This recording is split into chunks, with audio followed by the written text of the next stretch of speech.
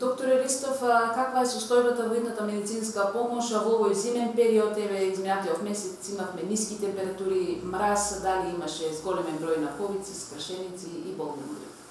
Па, немам точна бројка, вака дојдовте можеби неприпремани, извадивме статистички податоци. Мислам дека граѓаните оваа година беа посовесни, немаше толку голем број на сообраќајни незгоди, толку многу трауми. Дали вие како медиуми ги известувавте дека треба да внимаваат, постарите луѓе си седеа дома.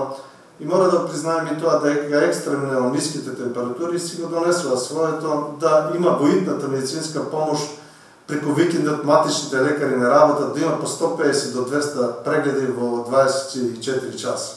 И сега се поставува прашање дали тоа е идна медицинска помош или е експлозитирана на приватните здравствени установи, нови или пружат идна медицинска помош. Граѓаните и сега ќе апелирам, доколку нема неопходна потреба, да не ја посетуваат службата за идната медицинска помош и да ги оптеретуваат докторите, бидејќи кога најмногу ќе се потребни, не може навремено да доаѓаат за банални прегледи, за обични настипки, за вирусни инфекции, грип.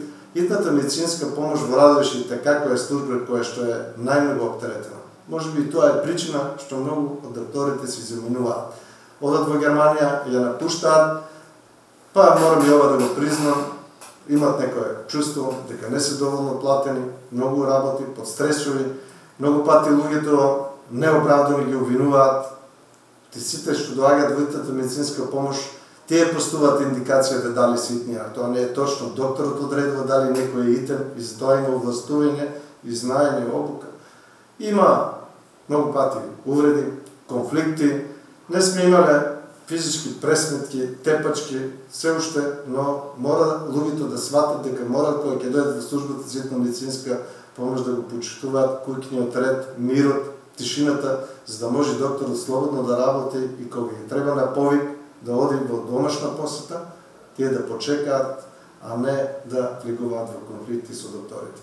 Колку екипи работат во идната медицинска помош и со колку возила располагаат? Па имавме 5 екипи, имаме и толку возила. Имаме, мислам дека имаме најдобро опремени возила во целиот југоистични регион. Една докторка замина во Германија на работа, сега работиме со 4 екипи, со 4 доктори на медицина. Тешко ќе биде да организираме одмор. Имаме доктори на повеќе во стална приправност, но се случува да кога одат во придружба и кога ќе дојде доктор до приправности, пак да не можеме да одговориме на потребите на граѓаните. За жал морам да го спомнам и ова, матичните лекари по Закон за работни односи работат и така, и тие двократно, и тие се оптеретени, не работат еднократно, фондот за здравство донесе такви правила, преку викендот не работат и замислите 30.000 народ, општина Кончи и општина Радовиш, да биде само на една екипа доктор на медицина и медицинска сестра и акушерките, 2 медицински сестри, доктор во времено викаме во приправност.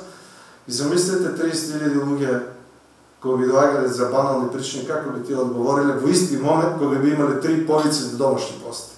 Еден човек може би да биде на 3 места во исто време. Затоа повторно апелирам граѓаните да не одат за се и сешто во службата за идна медицинска помош, и ако докторите имат право дури на тоа што не е итен случај да им наплаќаат на приватно. Тоа многу ретко се случува и тоа не се прави, но тоа едноставно се злоупотребува.